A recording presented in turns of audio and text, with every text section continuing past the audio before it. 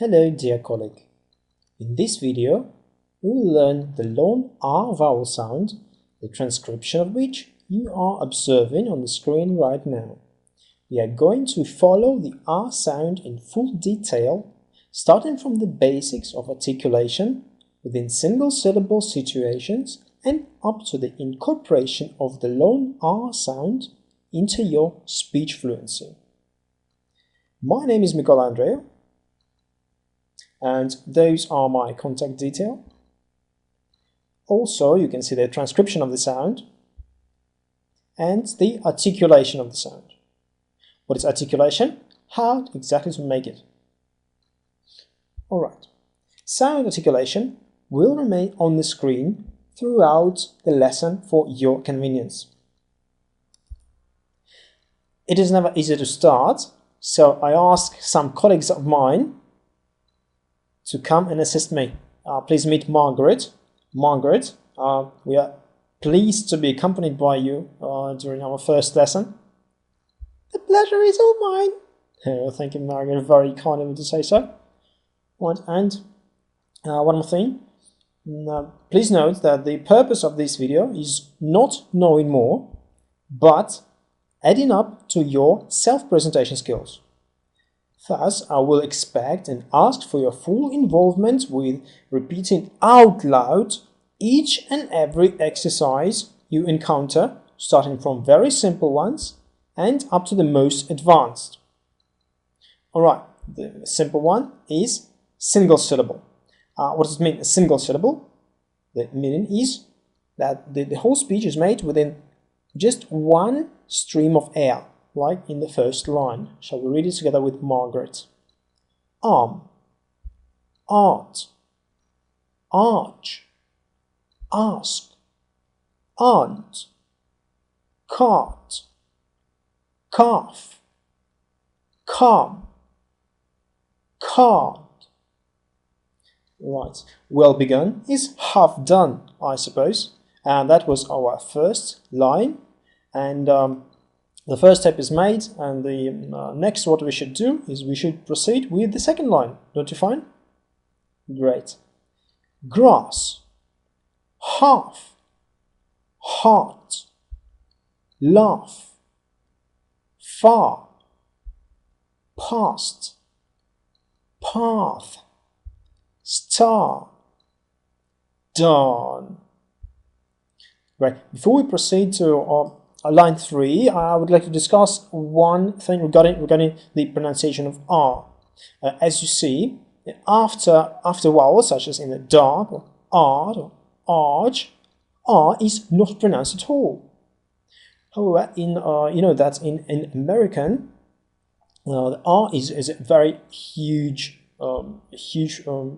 pronounced, we say, sound, and you'll also like dark or brass or hard. That's something we just don't do, right? So let's proceed. Dark, glass, brass, hard, blast, farm, large, past, harm. Great. The last line. If you want to make a break, so you can just go to the toilet or have a cup of tea. But for that you have to click pause. Otherwise, we are continuing with balm, fast, park, scarf, star, vase, yard. Congratulations! I think it's the first achievement of ours today, together with Margaret. Thank you, Margaret. See you later, alligator. All right, the second exercise of this lesson regarding the long R sound will be regarding mistakes and confusions. Overall, you might be wondering how many parts how many exercises we're going to go through. 11 of them. From very simple to more complex ones, and this one is a list of confusions. The first is gather. Second is mass, passage, bathe, lathe. Please remember those words and do not mess them up. Multiple syllable phrases. What do you understand by multiple? When multiple syllable phrases consist of more than one stream of air. How is that? Almond. There are two streams of air. One is under stress, which is R, and the second is which is not under stress. So, almond, almoner, almondry, palmist, and exception, salmon. Great. The second line is artisan, artifice, artifact. It doesn't say good away. Articulate. Great. Do you like eating garlic? Partridge. Bob Marley. Harley Davidson. Pass. Parley. Castle. Forefather. Right, and here we are seeing, I think it's a sales agent, and I think we are about to encounter a sales pitch. How's that? Okay, I'll see. Marvelous bargains at Barker's department store. Carpets at half price. Christmas cards, large and small. Oxford's marmalade, 30p a jar. Garden chairs, with and without arms. Cardboard plates, ideal for parties. Artist materials. Toy farms includes farmhouse, barn and animals. Alright, that was a sales pitch. Did you buy anything? Do you want to buy something? No, thank you for that. The next exercise will be a comparison of two sounds. One of them, R, is a long vowel, and second is a short vowel, is a A. Alright, there are three tables, 1, 2, 3, and we're going to be comparing pairs of words. Bard, bud. Calm, come. Fast, fust. Lark, luck. Stark, stuck. Dawn, done. Alright, I hope you are feeling the difference between the long vowel and the short vowel. Basket, bucket. Barter, butter. Cartridge, courage. Classes, cluster. Jargon, jumble. Fasten, fussy. Alright, and number 3. Arguments, ugliness. Barleycorn, butterfly. Carpenter, customer. Cardinal, cultural. Margaret, mulberry. Chancellor, trumpeter. Yoo-hoo! Yes, we did it. Alright, next exercise. Simple sentence. So from simple we are moving up to the advanced ones. There are several streams of air coming from inside of us to make a phrase. But here, within the sentence, there may be several phrases. I parked the car not far from a dark farm in the yard. How many parts are there of this sentence? I parked the car not far from the dark farm in the yard. All right? Ask any bashful man and accept his answer. At last, the commander's repast is half ready. Margaret Irving is moving into a new large flat soon. Okay, this young man is waving us. Alright, shall we wave him also? Alright. The next lady, hi, she's waving also. Oh, great. Everybody, like my friends are so friendly, right? They are smiling like, dude, it's a great smile.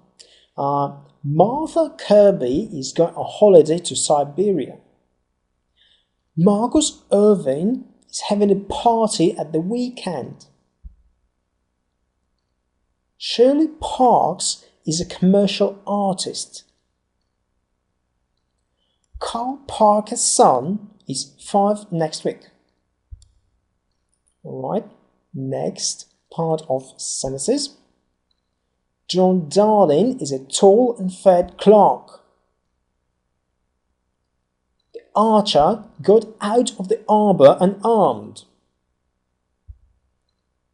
Archie told him to park the car in Harvard Yard. Next, I think you might have noticed that the sentences are getting bigger and stronger. The New York Times ran a remarkable front-page article about the attack. Right? Great.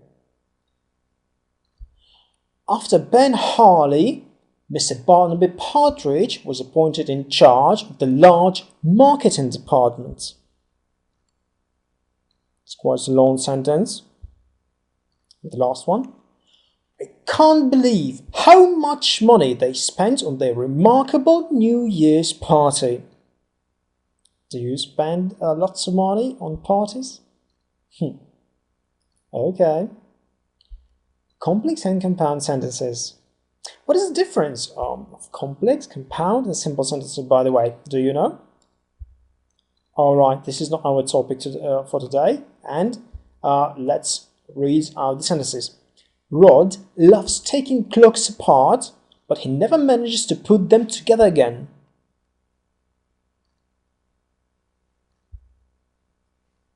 No arguments. I look after Sarah while you'll be out in the park with Margaret. Quite a difficult sentence, is it? Of course it is not. Alright. You are far more likely to be regarded as a half fashionable in the aftermath of the afternoon art show. Okay, next. We have dialects. These small dialects. It's going to be very funny to read them out. And if you want to have even more fun, just fetch somebody who is also with you, or there, maybe your, I don't know, children, maybe your friends, maybe your loved ones, etc. You can click pause and fetch someone else so that you read the dialect together and have more fun. Okay, great. I'll ask this gentleman in a green suit, with a very strange demeanor here. I will ask him to assist. Will you assist me? Yes, sir, I will. Okay, thank you. Alright. Can you park our car here? I'm afraid not. Cars can't be parked here after dark. Number 2. How has father taken the news? Well, father's pretty hard on Charles. Is there a bus to Glasgow? Yes, the bus to Glasgow runs every other Monday. It was a hard job, wasn't it? Yes, indeed. It was rather hard to start. Will her husband want to know exactly what the hotel's like? I think he will. Her husband is rather fussy about such things. What if I miss the train? Well, you may come by the last bus at 9:30. Why don't you say anything? I can give an answer to any of these remarks. can you lend a pound? I'm much hard up at the moment, I'm afraid. Okay, it was not a very easy task because I had to read from the perspective of like 16 different people. So I need a break, but okay, I'll go make the break later, and we'll proceed with the next dialogue together with this gentleman. And this gentleman in the grey suit, he's pointing out something. He will be reading for Margaret. So I'm reading for A. He's reading for B. Ask it to bark, Margaret. I'd rather think it can't bark, Arnold. Can't bark? But if it can't bark, it can't guard the house. Ask it to bark, Margaret. Can't you bark? Bark, can't you? Bark, bark. Arnold can't bark. All right. Well done. Right, and this lady will help me out with the next dialogue. I love dialogues, do you? All right. Aren't Carl and Marcia ghastly people? Ghastly, aren't they? But aren't their parties marvellous? Oh, they have marvellous parties, yes. Charles and Martha had ghastly parties. They're marvellous people, aren't they? Oh, marvellous people, yes. But what time does their ghastly party start, by the way? Alright, so you don't like them as people, but you like them as party makers, as party poopers, they say. Great. Now let's proceed with the next dialogue. There are two parts of it. One is on the left before the exam, and the second is on the right after the exam. So we will read them out with this gentleman in the grey suit. I shan't pass the exam, the math exam. I shan't pass in art. Math is too hard. I can't understand it. I'm very bad at art. Perhaps you'll pass. I shan't. Perhaps you'll pass. No, I can't pass. Alright, it was the less confident dialogue. And what's going to happen after the exam? We've passed! I haven't passed in art, have I? You have! I'll pass in maths by all marks. Is that fabulous? We must have a party. We'll have a fabulous party. Just imagine, we've passed. We've passed. Okay, it's a ghastly dialogue, right? Now, in this dialogue, there are going to be various R sounds. One of them are long, the others are not. Come on, Tom, hurry up. Lunch is ready. We want to start. I'm coming. What are you doing? I'm in the bath, Mother. What a funny time for a bath. By the way, Margaret's home. Did you say Margaret's home, Mother? Tom, put something on. You can't come to lunch in a towel. Right, one more dialogue. It was such a wonderful party. Oh, am I the lost? I must go. Wasn't Arthur funny? Oh, Arthur, I laughed and laughed. Another cup? Half a cup, yes. Just a little more, please. Thank you. And perhaps some of that lovely chocolate cake. Wonderful. Oh, Arthur, I laughed and laughed. Well, just a little larger. It's such a lovely chocolate cake. Okay. Do you like chocolate cakes, by the way? I do. I really do like chocolate cakes. Next phrasal verbs. For God's sake, the dialects are over, and now some phrasal verbs. First, let's read them out. Look after somebody. Start off or start out. Fall apart.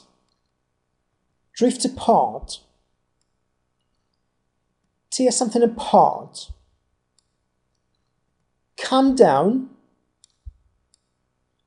Take after.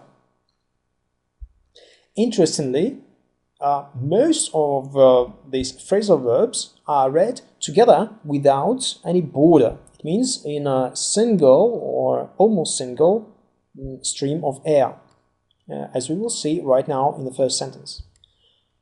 I look after the baby while you're cooking. Will you look after my bike while I'm away? Okay. Yvonne started out as a model but soon realized that it was not the career for her. Take care, this priceless old book. It's beginning to fall apart. I hope you understand. Let's make a small break. I hope you do understand what is the motto of this exercise. The motto of this exercise is to practice the occurrences of lone R vowel sounds when they come within one phrasal verb. Drift apart has the different meaning than to the words separately. To drift and apart. All right. For the first 6 months, everything is great, but then we just seem to drift apart.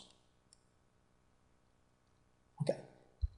The customs officer tore the bag apart and found the hidden drugs. Calm down, losing your temper won't solve the problem. Yeah, that's true. Who, if anyone, do you take after in appearance? Take after. Okay. Were you named after anyone? If so, who were you named after? As for me, I think I was named after my great-grandfather or someone famous. What about you? Well begun is half done. Folklore wisdom means something very wise. He loves best who loves lost. Right. A hard nut to crack.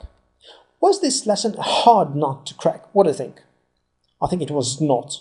Definitely it was, for me, is the first video lesson in my life. What is done cannot be undone. The tongue is not steel, yet it cuts. Bargain is bargain. Lucky at cards, unlucky in love.